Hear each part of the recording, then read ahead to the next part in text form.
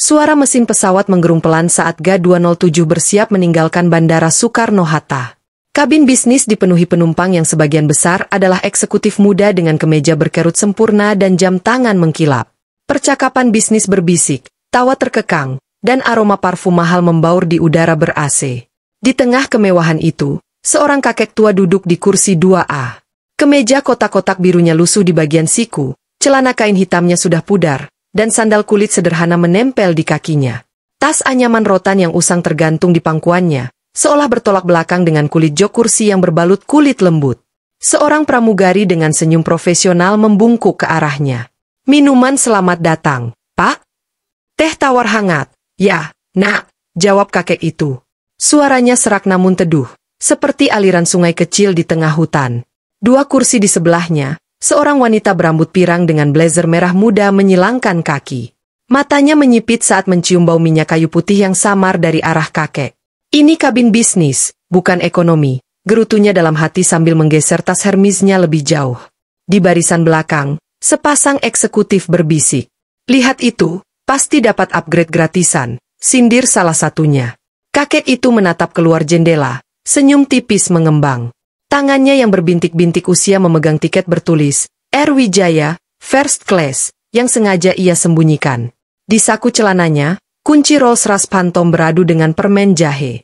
Pesawat mulai bergerak, tapi tatapan sinis di sekelilingnya tetap mengikuti setiap gerak-geriknya.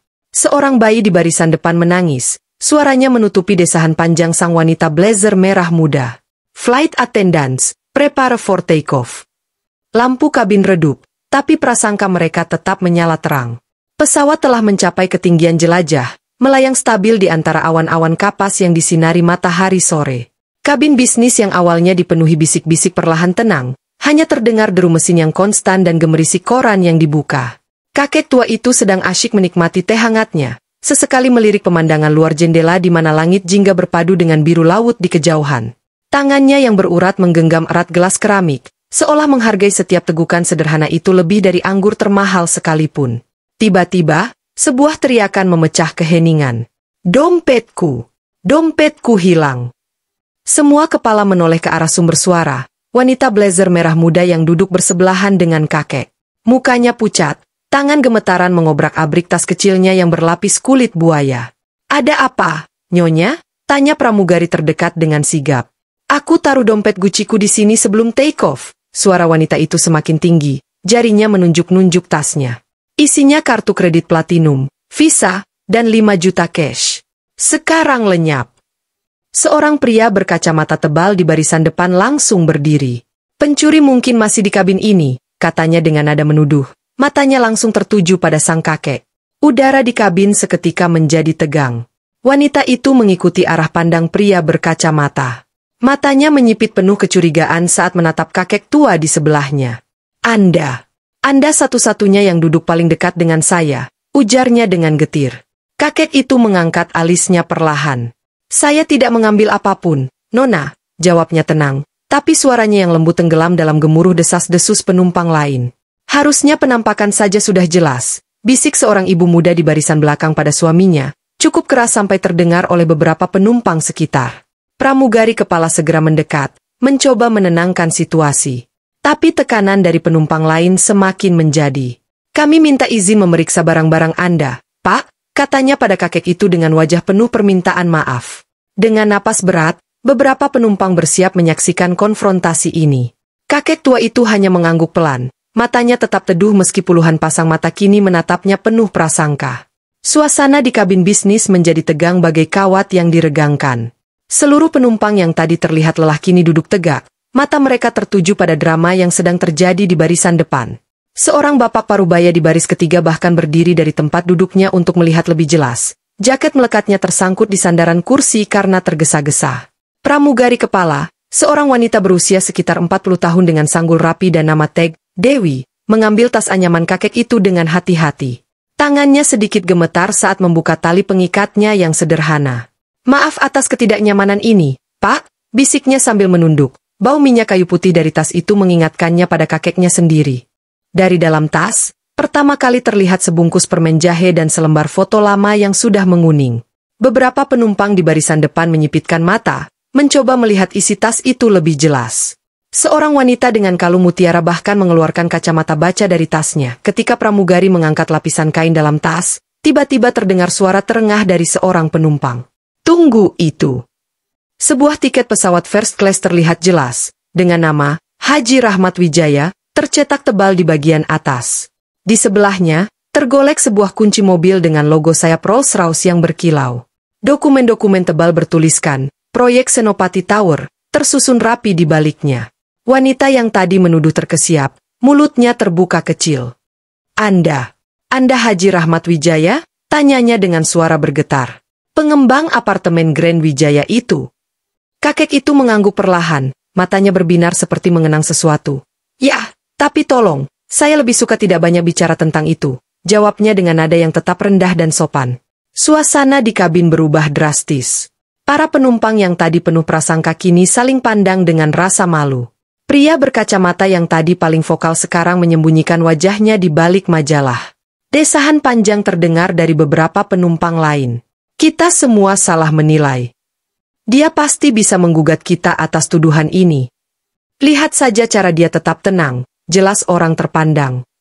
Tiba-tiba, dari barisan belakang, seorang penumpang berteriak, "Ini dompetnya!" Terjatuh di bawah kursi.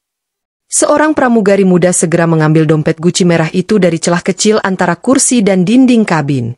Bagian sudutnya sudah sedikit tergores. Ternyata dompet itu terlempar saat pesawat mengalami sedikit turbulensi setelah lepas landas.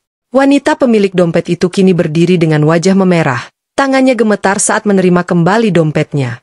Saya sangat minta maaf, Pak, ujarnya dengan suara hampir tak terdengar. Sebuah tetes air mata jatuh ke pangkuannya. Kakek Rahmat hanya tersenyum kecil sambil menghela napas pelan. Tidak apa-apa, Nona. Manusiawi sekali punya prasangka, katanya dengan bijak. Tapi ingat, penampilan bisa menipu. Saya sengaja berpakaian seperti ini karena ingin merasakan perjalanan biasa seperti dulu, sebelum menjadi kaya. Di barisan belakang, seorang anak kecil bertanya pada ibunya, "Ibu, kenapa semua orang diam sekali sekarang?" Suara itu menggema di kabin yang sunyi, seolah menjadi penanda berakhirnya drama yang memalukan. Pesawat mulai menurunkan ketinggian, tanda mereka akan segera mendarat di Bandara Changi, Singapura. Lampu tanda sabuk pengaman menyala, namun suasana di kabin bisnis tetap lebih hening dari biasanya. Para penumpang yang tadi gaduh sekarang duduk dalam keheningan yang hampir menjemukan, sesekali melirik ke arah sang kakek dengan rasa bersalah yang tertanam dalam. Kakek Rahmat tetap duduk tenang di kursinya. Jari-jarinya yang berurat kini memegang secari kertas kecil tempat ia menulis sesuatu dengan huruf-huruf rapi. Sesekali ia melirik keluar jendela, menyaksikan pemandangan kota Singapura yang mulai terlihat jelas. Gemerlap lampu-lampu gedung pencakar langit seperti bintang-bintang yang terjatuh ke bumi. Wanita pemilik dompet yang tadi menuduhnya kini duduk dengan postur tubuh yang berbeda. Bahunya tidak lagi tegak angkuh, melainkan sedikit membungkuk. Matanya masih merah, dan ia sesekali mengusap hidungnya dengan tisu. Saya benar-benar malu, Pak, bisiknya sekali lagi, kali ini dengan suara yang lebih tulus. Kakek itu mengangguk, lalu menyodorkan kertas yang tadi ditulisnya. Ini alamat kantor saya di Singapura, katanya dengan suara yang hanya bisa didengar oleh wanita itu. Jika suatu saat Anda butuh pekerjaan, datanglah ke sini. Saya menghargai orang yang berani mengakui kesalahannya. Wanita itu menerima kertas dengan kedua tangan, air matanya akhirnya tumpah. Ia tidak menyangka bahwa justru setelah mempermalukan orang, ia malah mendapat tawaran yang mungkin akan mengubah hidupnya. Di barisan belakang, dua eksekutif muda yang tadi paling keras berbisik kini berdebat pelan. Kita harus minta maaf, kata salah satunya. Dia jelas orang penting, bayangkan jika ini berdampak pada karir kita. Tapi yang satunya lagi menggeleng, lebih baik kita diam saja. Malu. Saat roda pesawat menyentuh landasan dengan sentuhan halus khas pilot berpengalaman, sebuah suara lembut terdengar dari speaker. Selamat datang di Singapura, waktu setempat pukul 19.30. Begitu pintu pesawat terbuka, para penumpang biasanya langsung berebut berdiri untuk keluar. Tapi kali ini berbeda. Semua orang diam, menunggu sang kakek berdiri terlebih dahulu. Sebuah penghormatan diam-diam yang lahir dari rasa bersalah dan kekaguman. Dengan gerakan pelan namun pasti, kakek Rahmat berdiri, mengangkat tas anyamannya yang sederhana, dan berjalan menyusuri lorong kabin. Tatapannya yang teduh menyapu setiap penumpang yang ditemuinya, seolah memaafkan tanpa perlu mengucapkannya. Di pintu keluar, para pramugari membungkuk lebih dalam dari biasanya. Terima kasih telah terbang bersama kami, Tuan Wijaya.